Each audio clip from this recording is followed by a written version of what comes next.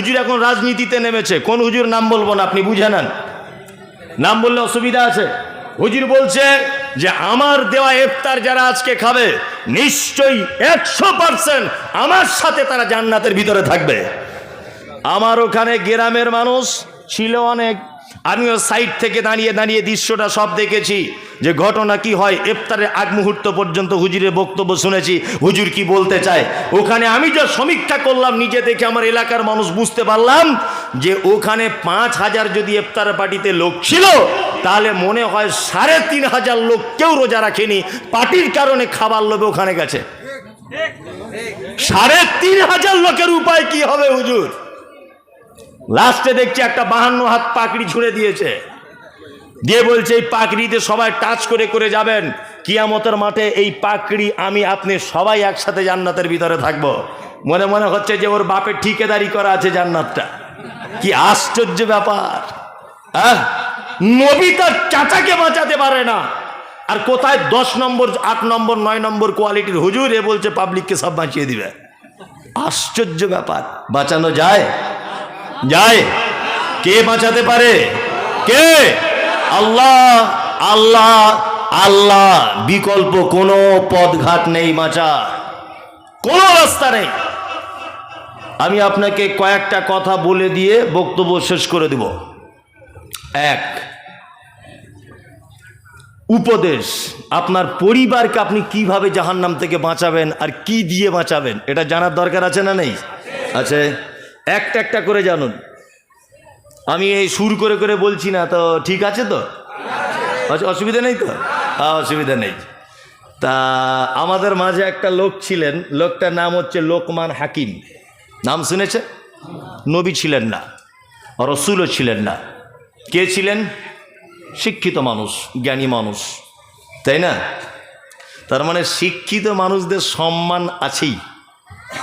সারা পৃথিবীর সূচনা থেকে শিক্ষিত মানুষদের সম্মান আছে, আছে না নেই? আছে। আমাদের কাছে আছে? আছে? হ্যাঁ আছে। এই তো বলছেন আছে, পরীক্ষা করে দেখবো আছে কিনা। আমি মমতাজুল ইসলাম, আমি মানে আপনার কি বলবো, এই রঘুনাথগঞ্জ থানা সব থেকে বড় শিক্ষিত, ধরে নেন, ধরে নেন। তা আমি এবারে ওই সিপিএম থেকে ভোটে দাঁড়াবো, পঞ্চায়েত ভোটে। আরে এই এই যে মানুষটি আছেন, আমি চিনি না, একটু বোঝানোর জন্য জাস্ট। তা ইনি লেখাপড়া কিছু জানেন না, সাধারণ লোক। উনি দাঁড়াচ্ছেন এবার তৃণমূল থেকে, আমি কিন্তু খুব শিক্ষিত লোক। আচ্ছা বলুন তো, জেতার সম্ভাবনা কার আছে? হ্যাঁ, টিএমসির, টিএমসির, তাই না? অথচ পার্লামেন্টে যখন বিভিন্ন ব্যাপারে বিল পাস করা হয়, আমাদের বিপক্ষে যখন কোনো আইন তৈরি করা হয়, তখন কিন্তু আমরা রাস্তাতে পথ অবরোধ করে বসে থাকি, খাই কি না? কেন এটা করা হলো, কেন এটা হবে, ঈদের দিনে কেন পরীক্ষা, ঈদের দিনে কেন অমুক, এই এটা কেন হবে, ওটা কেন হবে, করি কি করি না? চিল্লামিল্লি করি কি করি না? করি। আসলে দোষ তো সরকারের নয়, পার্লামেন্টেরও নয়, দোষ আপনার। আপনি অশিক্ষিত লোককে ভোট দিয়ে ওই জায়গায় পাঠিয়েছেন, তার থেকে ভালো কি আশা করতে পারেন? হ্যাঁ, আপনি তো নিম্ন কোয়ালিটির মানুষকে পার্লামেন্টে পাঠিয়েছেন, তার থেকে ভালো কি আশা করতে পারেন? আশা করতে পারেন? একদম পারেন না। তা দোষ তাদের নয়, দোষ আপনার। ভোটটা তোমার সময় একবার দেখতে হবে না যে যদু মধু রামশ্যাম কাকে দিচ্ছে আমি? শিক্ষিত মানুষদের মর্যাদা আমাদের কাছে নেই, অথচ আমি বিশাল শিক্ষিত মানুষ, আমাকে কেউ দেবে না। অথচ শিক্ষিত মানুষদের সম্মান দিয়েছেন কে? আল্লাহ। পৃথিবীর সূচনা থেকেই শিক্ষিত মানুষদের, জ্ঞানী মানুষদের সম্মান আছে। পবিত্র আল কোরআন বলছে, ওয়া আল্লামা আদামাল আসমাআ কুল্লাহা সুম্মা আরাদাহুম আলাল মালাইকাতি ফাকাল আম্বিউনি বিআসমাই হাউলাই ইন কুনতুম সাদিকিন। আদম আলাইহিস সালামকে আল্লাহ সুবহানাহু ওয়া তাআলা তৈরি করলেন। তৈরি করার পরে পৃথিবীর প্রতিটা বস্তুর নাম জানিয়ে দিলেন, প্রতিটা জিনিসের নাম জানিয়ে দিলেন। এরপরে আল্লাহ সুবহানাহু ওয়া তাআলা ফেরেশতাদেরকে ডেকে বলছেন, আর আদমকেও ডাকলেন। ফেরেশতার আদমকে ডেকে এবার আল্লাহ ফেরেশতাদেরকে বলছে, তোমরা এই জিনিসের নামগুলো বলতে পারবে? তখন বলছে, না আল্লাহ বলতে পারবো না, আপনি যতটা শিখিয়েছেন ততটাই বলতে পারবো, বেশি বলতে পারবো না। তখন আল্লাহ তাআলা বলছেন, আদম বলো তো এই জিনিসগুলোর নাম। আদম আলাইহিস সালাম সব নাম বলে দিলেন। তখন আল্লাহ তাআলা অর্ডার করছেন ফেরেশতাদেরকে যে তোমরা একে সেজদা করো। আদমকে সেজদা করেছিল কি করেনি? একজন করেনি, মিস্টার ইবলিস, তাই না? একজন করেনি, বাকি সবাই করেছিল। আচ্ছা বলুন তো সেজদা কেন করলেন? আদম জ্ঞানী বেশি তাই, তাই না? আদম বেশি জানে তাই।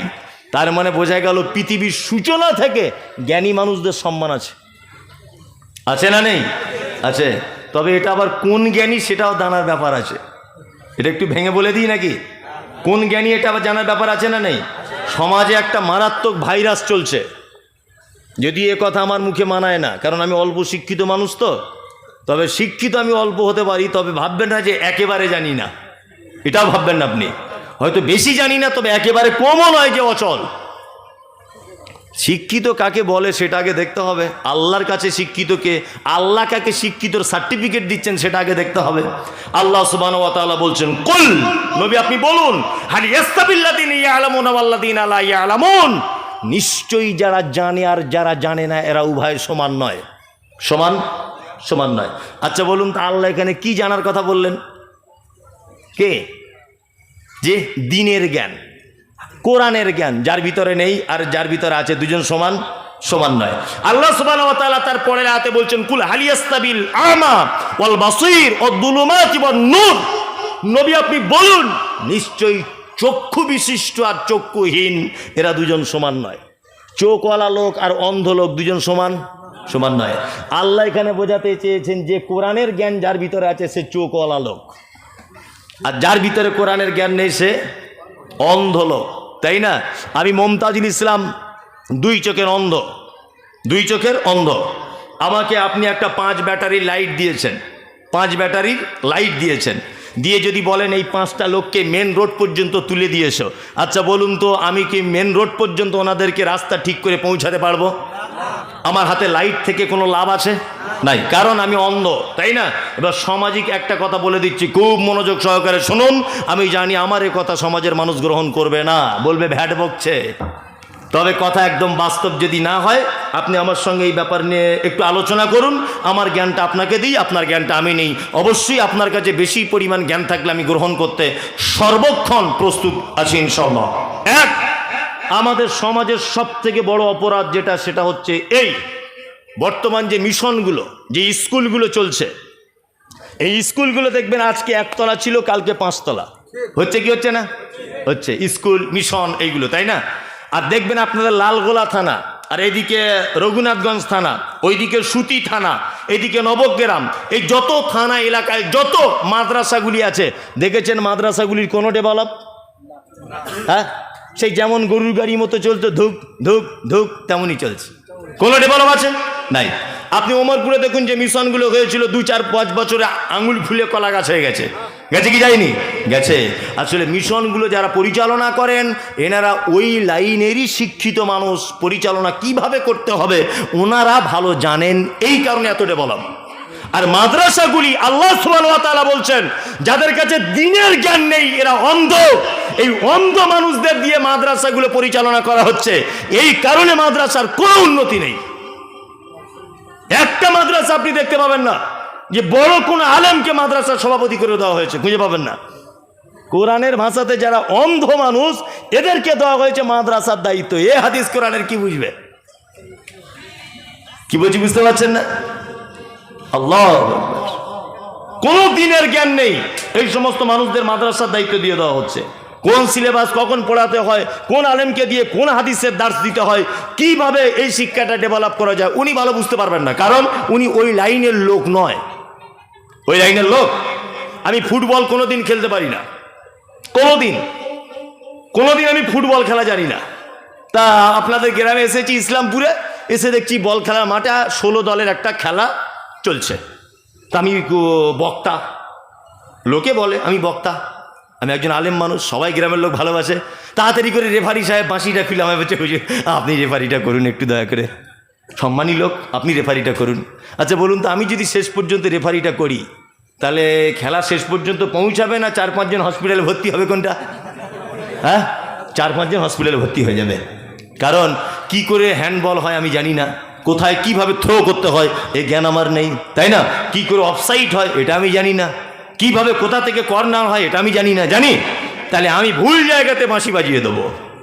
জি, তা আমাদেরকে বুঝে নিতে হবে। আজকে এমন লোকদেরকে আমরা মাদ্রাসা মসজিদের ডিপার্টমেন্টগুলো দিয়ে দিয়েছি যারা এই ডিপার্টমেন্টে থাকার যোগ্যতা নেই যাদের।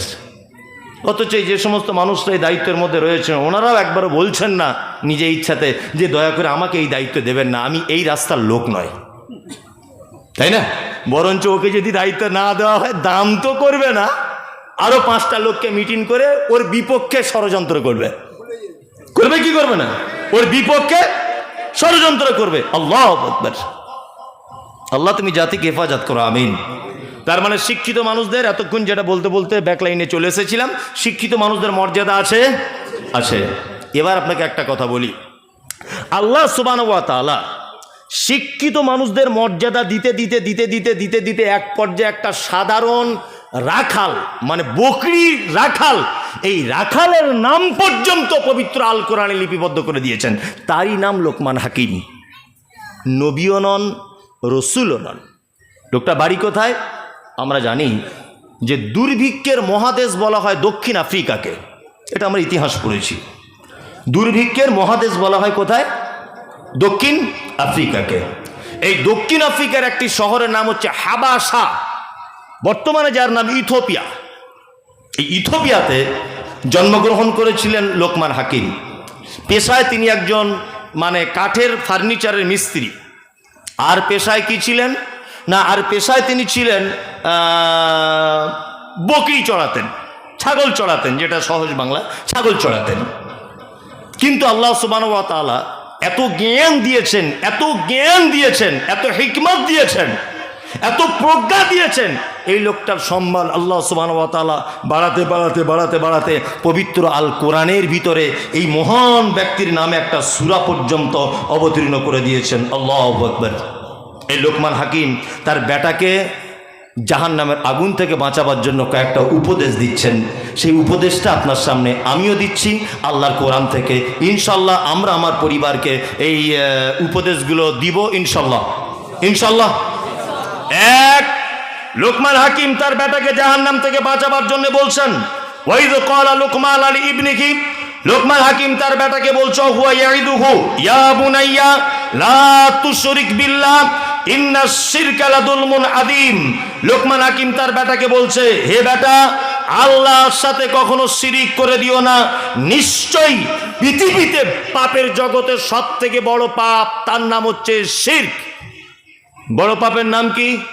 শিরক। শিরক মানে কি এটা বুঝে নিতে হবে। এক, শিরক মানে আল্লাহর যে ক্ষমতা আছে, এই ক্ষমতা পৃথিবীর অন্য কারো আছে, এটা মনে করা শিরক। সহজ বাংলায় বুঝলেন? আল্লাহর যে ক্ষমতা আছে, এই ক্ষমতা পৃথিবীর অন্য কারো আছে, এটা মনে করা শিরক। এর বিপরীত শব্দ কি? এর পক্ষের শব্দ কি? এর পক্ষের শব্দ, বিপক্ষের শব্দ হচ্ছে তাওহীদ। এর মূল শব্দ কি? তাওহীদ। তাওহীদ মানে একজন বলুন, কে কে বলছে একত্ববাদ? এটা আহলে হাদিস গ্রাম তো। তাওহীদ মানে কি? একটা লোক বলুন, সামনে থেকে অন্ধকারে দেখতে পাচ্ছেন, একটা লোক বলুন। তাওহীদ মানে একত্ববাদ। কেমন একত্ববাদ আপনাকে বলছি। এই তুমি উঠে দাঁড়াও, তোমার নাম কি? হ্যাঁ, হেফজুর রহমান। হেফজুর রহমান তুমি উঠে দাঁড়াও। আচ্ছা, আমি ওকে বললাম, তাওহীদ বোঝাচ্ছি আপনাকে। আপনি ভাববেন না যে গতানুগতিক কোনো বক্তব্য রাখছি, আপনি এটা জানার বিশেষ প্রয়োজন। তাওহীদ কি সেটা আমি বলছি। এক, হেফজুর রহমান তুমি দাঁড়াও। হেফজুর রহমান দাঁড়িয়ে গেল। আচ্ছা, ওর পাশে আছে খায়রুল। খায়রুল ওকে দাঁড়াতে বললাম, ও যদি ওর পাশে আবার উঠে দাঁড়ায়, তাহলে বলুন তো ও ভুল করবে না ঠিক করবে? বসো তুমি, ও ভুল করবে না ঠিক করবে? বলুন। ভুল করবে, অন্যায় করবে। কারণ আমি একক ব্যক্তিকে নাম ধরে নির্দিষ্ট করে ওকে আমি উঠতে বলেছি। ওর পরিবর্তে বা ওর পাশে যদি কোনো মানুষ ওর সাথে ওঠে, নিশ্চয়ই সে অন্যায় করবে। এর নাম তাওহীদ। তাওহীদ মানে একক, দ্বিতীয় কোনো পক্ষ থাকবে না, কোন বিষয়ে দ্বিতীয় কোনো পক্ষ থাকবে না। এর নাম কি? তাওহীদ। তাওহীদ তিন প্রকারের, ভালো করে বুঝে নেন। এক, তাওহীদে উলুহিয়াত, তাওহীদে রুবুবিয়াত, তাওহীদে আসমা ওয়াস সিফাত। আল্লাহকে এক রব বলে মেনে নেওয়া, ইবাদত শুধুমাত্র আল্লাহর জন্য করা, আসমা ও সিফাত, আল্লাহর কিছু গুণবাচক নাম আছে, সেই নামটাকেও মেনে নেওয়া, সেই গুণটাকেও মেনে নেওয়া। আমরা আহলে হাদিস কি হানাফি, সাফি, মালিকি, দেওবন্দি, পাথরচাপড়ি, ঘুটিয়াবি, আজমিরি, কাশ্মীরি, দেওবন্দি, ফারাইজি, খারাইজি, তবলিগি, যে যাই মযহাবের বলুন না কেন, একটা জায়গাতে তৌহিদের আমরা খুব দুর্বল। সেটা কি? আসমা ওয়াস সিফাত। ইবাদত কার জন্য করি? কথা বলুন। আল্লাহকে এক রব বলে মানি কি মানি না? মানি। কিন্তু আল্লাহ যে 99টা নামের কথা বলছে, তার গুণ, এতে আমাদের খুব দুর্বলতা আছে। আছে না নেই? আছে। তার প্রমাণ আপনাকে একটা দুটো করি। আল্লাহ তাআলার একটা নাম হচ্ছে ইয়া রাজ্জাক। 99টা নামের ভিতরে আছে ইয়া রাজ্জাক, মানে আল্লাহ তুমি হে রুজির মালিক। রুজির মালিক কে? আল্লাহ, তাই না? রুজির মালিক তাহলে আল্লাহ। এটা মুখে স্বীকৃতি দিই, অন্তরে বিশ্বাস করি? কখনই করি না। কে বললো অন্তরে বিশ্বাস করি? এই যে দোকানদার সকালবেলা দোকান ঘুরেছে, তা 5 টাকার মুড়ি নিতে গেছি ধারে, তার দোকানদার তখন বলছে, তোমার কি বুদ্ধি শুদ্ধি বলে কিছু নেই? একটা আলেম মানুষ বুঝো না? আরে এখনো বউনি হয়নি, সকালবেলা ধারে মাল দিতে আছে। কেন ধারে মাল দিতে গেলে তোমার ক্ষতি কোথায়? মানে ওর এটা ইমান, ওর এটা বিশ্বাস যে ধারে মাল দিলে হয়তো বেচাকেনা কম হয়। কি বলছি বুঝতে পারছেন না? আমি একটা কথা মাঝে সাঝে বলি, অনেক জায়গাতে বলেছি, আজকের সুন্দর পরিবেশ বলে কথাটা আবার বলি, একাধিকবার বলেছি। আল্লাহু আকবার। রুজির মালিক কে কেমন? হাসির ছলে কথাটা বলি। একটা লোক বাস কিনেছে, বাস কিনে লোকটা পীর সাহেবের কাছে গেছে, যে বলছে পীর সাহেব আমাকে একটা তাবিজ দিয়েন। তা পীর সাহেব তখন বলছে লকডাউনের কারণে তাবিজের দাম তো বেড়েছে হালকা একটু, এখন 10,000 হয়ে গেছে 7,000-এর থেকে। তা ও তখন মনে মনে ভাবছে যে 10 লাখ টাকার বাস কিনলাম আর 10,000-এর তাবিজ কিনতে পারবো না। তা বলছে পীর সাহেব তাবিজের কাজ কি হবে? তা বলছে কাজ মানে তাবিজ নিয়ে যাবে, তোমার ড্রাইভার যেখানে বসে বাসটা চালাবে ওর পাছার তলাতে তাবিজটা লাগিয়ে দিবে লাল সুতো দিয়ে, আর দেখতে পাবে রোডে যখন তোমার বাস চলবে, অন্যান্য সব বাস ফাঁকা চলবে, তোমার বাসে দেখবে প্যাসেঞ্জার বাদুরের মতো ঝুলছে। আর এ তখন বলছে সাংঘাতিক ব্যাপার, 10,000-এর জায়গায় 12,000 মাল মেরে দিয়েছে। সব প্যাসেঞ্জার যখন এর বাসে উঠবে দেখছে 10 দিনে টাকা উঠে যাবে, দিয়েই দিই, সারা জীবনের ব্যাপার। আচ্ছা, কত বড় বোকা আর কত বড় চিটিংবাজ! তাবিজে যদি সব প্যাসেঞ্জার যদি এর বাসে চলে আসে, তা হুজুর ব্যাংকের ম্যানেজারকে তাবিজ করে সব টাকা ওর কাছে আনতে পারে না, ও হারাম করে তাবিজ বেচে খায় কেন? হ্যাঁ, ও হারাম করে তাবিজ বেচে খায় কেন? হ্যাঁ, দোকানে বেচা কেনা হয় না, মসজিদের ইমাম সাহেবকে গিয়ে বলছে আপনাকে একটা কথা বলো তো। কি বলো? তাবিজ দেন না। বলছে হ্যাঁ দেবো, পাল্লার তলাতে আঠা দিয়ে চিটিয়ে দেবে। যে কি হবে? সব কাস্টমার তোমার দোকানে, পল্টু, মন্টু, শেফালি, মুখার্জি, ব্যানার্জি, সব দোকান সব মাছি ওড়াবে, তুমি মাল মেপে উঠতে পারবে না। তো ইমাম সাহেবের তাবিজে যদি সব কাস্টমার তোমার দোকানে আসে, তো আজকে 37 বছর চাকরি করছে, ওর বেতন 3800 টাকা, ও সভাপতিকে তাবিজ করে একটু বেতন বাড়াতে পারে না কেন? হ্যাঁ, ও নিজের বেতনটা একটু বাড়িয়ে নিতে পারে, পারে কি পারে না? পারে। তার মানে বুঝে নিতে হবে সব শির, সব ভণ্ডামি। রুজির মালিক কে? আল্লাহ। কে দিতে পারে রুজি? আল্লাহ, আল্লাহ, আল্লাহ। আমরা আসমা ও সিফাতের ব্যাপারে একটুখানি দুর্বল আছি। কি আহলে হাদিস, হানাফি, সাফি, মালিকি, হাম্বলি, দেওবন্দি, জামাত ইসলামী, যে মাযহাবের যে মাসলাকের হোক না কেন, তাওহীদের এই ব্যাপারটা আমাদের খুব দুর্বলতা। আসমা ও সিফাত, আল্লাহর নাম রাজ্জাক, এটা আমরা মানি, কিন্তু তিনি যে রুজি দিতে পারেন এটা আমাদের বিশ্বাস নেই। আছে নাই? আমাদের বিশ্বাসের জায়গা খুব দুর্বল। তাহলে তাওহীদ বুঝে গেলাম, এবার শিরক আপনাকে বোঝাই। শিরক 2 প্রকারের। কয় প্রকারের? 2 প্রকার। এক হচ্ছে বড় শিরক, যাকে বলে শিরকে আকবার, হ্যাঁ, আর একটা শিরকে আসগার, মানে ছোট শিরক, একটা বড় শিরক। বড় শিরক করলে একটা মানুষ ইসলাম থেকে খারিজ হয়ে যাবে, এবং ওই অবস্থায় যদি সে মারা যায় তাহলে সে চিরস্থায়ী জাহান্নামের ভিতরে থাকবে। খুব মনোযোগ দিয়ে শুনুন, বড় শিরককারী সে ইসলাম থেকে বার হয়ে যাবে, এবং ওই পাপের ভিতরে যদি লিপ্ত থাকা অবস্থাতে যদি মারা যায় বিনা তওবাতে, অবশ্যই কোথায় যাবে? জাহান্নাম চলে যাবে। বড় শিরকের আলামত কি কোন কোন? গায়রুল্লাহর নামে কোনো জিনিস মানত করা, আল্লাহ ছাড়া কারো নামে ইবাদত করা, আল্লাহ ছাড়া কারো মাজারে গিয়ে মাথা নত করা, এইগুলো হচ্ছে বড় ধরনের শিরক। সুবিধা অসুবিধা, বিপদ আপদ, ভালো মন্দ কোনো মানুষের কাছে চাইতে যাওয়া, এগুলো হচ্ছে বড় ধরনের শিরক। এবং ইবাদতের ক্ষেত্রেও আল্লাহর কসম দিয়ে আপনাকে বলছি, আল্লাহর কসম দিয়ে আপনাকে আমি বলছি কথা, এখনো পর্যন্ত আমাদের পশ্চিম বাংলার মাটিতে অনেক মানুষ রয়েছে যারা হুজুরের নামে 2 রাকাত নফল নামাজ পড়ে, এখনো রয়েছে। আমার নিজের রিলেটিভের কথা বলছি, নাম বলবো না, সোশ্যাল মিডিয়াতে চলে গেলে বেচারা শুনলে অসন্তুষ্ট হবে। আমি কোনোদিন তার বাড়িতে যাইনি, সে আমার শ্বশুর। কোন শ্বশুর বলবো না, সে আমার শ্বশুর। কি বললাম বুঝলেন? হঠাৎ করে একদিন বাড়িতে গেলাম, এটা হাসানোর জন্য না, আল্লাহর কসম দিয়ে বলছি একেবারে সত্য। বাড়িতে একদিন গেলাম, কোনোদিন তো আমি যাওয়ার সুযোগ পাই না, তো একদিন গেলাম, গিয়ে আমাকে একটা ঘরে ঢোকাচ্ছে, তা বলছে জামাই একটু জুতোটা খুলে ঢুকুন। জি কেন, অসুবিধা কোথায়? তো বলছে না, ঘরে আমাদের বর্ধমানের একটা বাবা ছিল, সে বাবা এসে একবার এখানে এই খাটের উপরে বসেছিল, তো ওই সম্মানে আমরা জুতো পরে কেউ এ ঘরে ঢুকি না। ভালো করে বুঝবেন। তারপরে দেখছি বাবা লুঙ্গি পরে আছে, আর একটা সাদা ফতুয়া পাঞ্জাবি না কি বলে, ওই মাল একটা পরে আছে, আর একটা লম্বা সে বিয়ে করতে যাওয়ার মতো টুপি, ওই টুপি পরে এইরকম কাঁচ দিয়ে কাঠের উপরে বাঁধানো আছে, মোটামুটি ওই 3 ফুট বাই 3 ফুট তো হবেই, এত বড় একটা ফটো। ওই ফটোটা খাটের উপরে বালিশের উপরে ঠাসানো আছে। আমি বললাম এটা কি ব্যাপার আব্বু? তা বলছে ওনাকে সামনে রেখে নামাজটা পড়ি। আমাকে বলছে ওনাকে সামনে রেখে নামাজটা পড়ি। আর আমি বললাম আর কি করেন? তা বলছে প্রত্যেক মাসে মাসে ওনার নামে 2টো করে রোজা রাখতে বলে গেছে আমার, ওটা রাখি। আর প্রত্যেক দিনে 1000 বার ওনার নামে তসবিহ করা লাগে। আল্লাহু আকবার। ওনার নামটা কি ওটা বলে তসবিহ করেন। মনে মনে বলছি যে জাহান্নামে যদি কেউ আগে যায় তা তার সিরিয়ালে আপনি তো অবশ্যই থাকবেন, মনে মনে বলছি।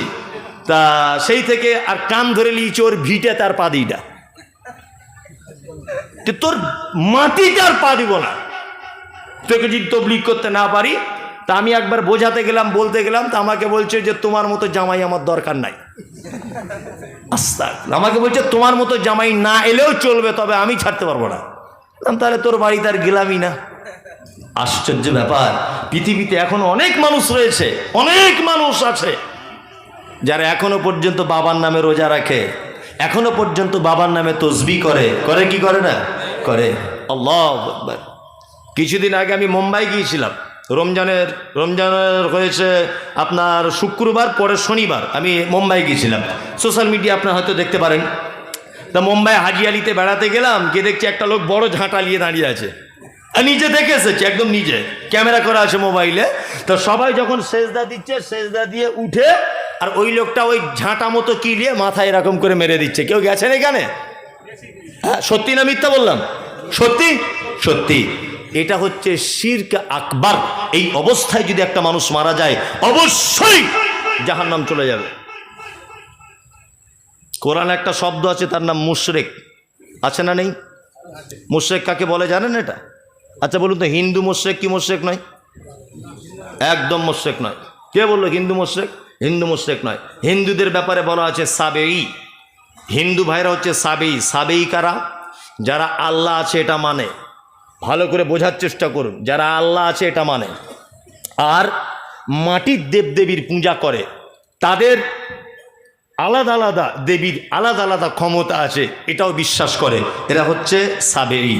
বর্তমান হিন্দু ভাইরা এরা আল্লাহকে মানে, বলে না উপরওয়ালা, কিছু হলে বলে না উপরওয়ালা, তার মানে উপরে একজন আছে, ও জানে। জানে কি জানে না? আবার আলাদা আলাদা ঠাকুরের আলাদা আলাদা পাওয়ার। ওই জন্য দেখবেন যারা লোহা লাকড়ির কাজ টাজ করে, ওরা দেখবেন কিসের পূজা করে? বিশ্বকর্মা। মানে ওরা জানে যে লোহা লক্করের ডিপার্টমেন্টে বিশ্বকর্মা আছে, এটা ওনাদের ধারণা, তাই না? তাই। আর গঙ্গাতে নেমে যখন প্রণাম করে সূর্যের দিকে, ওরা একটা ধারণা করে যে মা গঙ্গা দেবীর সন্তান পৃথিবীতে যত মানুষের আগমন, এই জন্য গঙ্গা দেবীকে প্রণাম করেন ওনারা। যাই হোক, আমি ভিন্ন ধর্মের কথা বলছি না, ওনারা ওনাদের জায়গায় সঠিক, ওনারা ওনাদের জায়গায় ঠিক, আমি কোনো ধর্মকে ছোট করতে চাইছি না। মুশরিক তাহলে কারা? মুশরিক হচ্ছে তারা যারা এক আল্লাহকে মানে, এক আল্লাহর ক্ষমতাকে মানে, অথচ আল্লাহর কাছে ডাইরেক্ট পৌঁছানো যায় না, দেবদেবীর মাধ্যমে পৌঁছাতে হয়, এই আকীদা পোষণ করে, এই বিশ্বাস রাখে, এরা হচ্ছে মুশরিক। যেমন হযরত মুহাম্মদ সাল্লাল্লাহু আলাইহি ওয়াসাল্লামকে আল্লাহ তাআলা বলছেন, নবী আপনি আবু জেহেলকে বলুন কাবার মালিক কে? আবু জেহেল এক বাক্যে বলবে কাবার মালিক আল্লাহ। আপনি জিজ্ঞাসা করুন রাত এবং দিনের বিবর্তনের মালিককে, তারা এক চান্সে বলবে আল্লাহ। আপনি বলুন সুস্থতা অসুস্থতার মালিককে, তারা বলবে এক চান্সে আল্লাহ। আপনি জিজ্ঞাসা করুন হায়াত মওতের মালিককে, তারা এক বাক্যে বলবে আল্লাহ। তবে সেই যুগের মুশরিকদের এটা ধারণা ছিল আল্লাহ সমস্ত কিছুর ক্ষমতাবান, অবশ্যই তিনি ক্ষমতাবান, অবশ্যই তিনি ক্ষমতাবান। তবে মুহাম্মদ শুনে রেখে দাও, তোমার আল্লাহর কাছে ডাইরেক্ট পৌঁছানো যায় না, 360টা দেবদেবীর পূজা করার মাধ্যমে তোমার আল্লাহর কাছে পৌঁছাতে হয়। বর্তমান বিশ্বে পশ্চিম বাংলাতে, ভারত পাকিস্তান বাংলাদেশের মাটিতে এইরকম কিছু মুসলিমদেরও আকীদা রয়েছে যে আল্লাহর কাছে ডাইরেক্ট পৌঁছানো যায় না, হুজুরের মাধ্যমে আল্লাহর কাছে পৌঁছাতে হয়। ওই জন্য আমি বলি যে মক্কার মুশরিক আর পশ্চিম বাংলার মুশরিকের এতটুকুই ডিফারেন্স, তখনকার দিনের মুশরিকেরা মাটির দেবদেবী, পাথরের দেবদেবী তৈরি করে মাটির উপরে রেখে তাদের মাধ্যমে আল্লাহকে খুঁজে পেতে চাইতো। আর বর্তমানের হুজুর যে মুশরিক, এর বাপকে দাদুকে কবরের ভিতরে ঢুকিয়ে দিয়ে আল্লাহকে তার মাধ্যমে ডাকতে চাইছে। মানে তখনকার দিনের মুশরিক মাটির উপরে রেখে আল্লাহকে ডাকতো, আর এ হুজুর বড় পাঞ্জাবি পরা, সাদা সাত পাগড়ি মাথায় দিয়ে, হাতে তসবিহ নিয়ে, এই মুশরিক আর ওই মুশরিকের ডিফারেন্স এই জায়গাটায়। তারা উপরে দেবদেবী রাখতো, এ দেবদেবী রাখিনি, এ দাদুকে কবরের ভিতরে ঢুকিয়ে তার মাধ্যমে আল্লাহর কাছে পৌঁছানোর চেষ্টা করছে। তার মানে এও মুশরিক ও মুশরিক। কোনো ডিফারেন্স আছে? কোনো ডিফারেন্স আছে? কোনো ডিফারেন্স নেই। আল্লাহু আকবার, কি অবস্থা চলছে শিরক! আমি অবাক হয়ে যাবেন এসব তথ্য যদি বলতে লেগে যাই যে কি হচ্ছে এইগুলোতে। মারাত্মক বড় শিরক। কিছুদিন আগে সোশ্যাল মিডিয়াতে, আমি নাম বলছি না, লাল দাড়ি করা আর ফতোয়া পাঞ্জাবি পরে খুব মাঝে সাজে দেখবেন লেকচার টেকচার দেয়। উনি বলছেন যে মমতাজুল ইসলামের বাপের কত ক্ষমতা আছে, বাড়ি থেকে একটা কোদাল নিয়ে আসুক, আমার দাদুর কবর খুঁড়ুক, আমার দাদু কবরে জীবিত, দেখি মমতাজুলের বাপের কত ক্ষমতা আছে। তা মনে মনে ভাবলাম, ওরে হুজুর, তোমার দাদু যদি জীবিত থাকবে তা জীবিত অবস্থায় জানাজা পড়ে নিলে? জীবিত মানুষের তো জানাজা হয় না,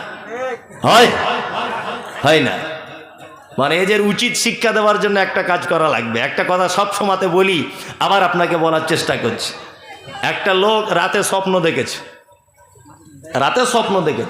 তার স্বপ্নটা পীর সাহেবের কাছে ব্যাখ্যা করতে এসেছে যে হুজুর একটু স্বপ্নের ব্যাখ্যাটা করে দেন তো। তা পীর সাহেব তখন বলছে কি দেখেছো বলো? তখন ছেলেটা বলছে আমি দেখছি হুজুর, আমার ডান হাতে মধু আর বাম হাতে পায়খানা, বুঝলেন তো। তা এই স্বপ্নটা দেখতে দেখতে, না হুজুর আমি স্বপ্ন দেখছি যে আমার হাতে আছে পায়খানা আর আপনার হাতে আছে টাটকা মধু। তখন পীর সাহেব বলছে, আরে এরকম স্বপ্ন হবে না খাপা, আমি পীর আর তুই মুরিদ, তোর হাতে তো পায়খানা থাকবেই, আমি পীর, আমার হাতে মধু থাকবে বলছে। তখন ওই লোকটা বলছে আমার স্বপ্ন এখনো সম্পূর্ণ হয়নি, বলতে দেন। তো ঠিক আছে বলো। তখন বলছে হুজুর তারপরে দেখছি আপনি আমার হাতটা চেটে খাচ্ছেন আর আমি আপনারটা চাটছি। মানে কি বুঝলেন? মানে এদের জবাব, এদের উত্তর এইভাবে দেওয়াই উচিত। আল্লাহু আকবার, হুজুরে সারা দুনিয়া শেষ করে দিয়েছে।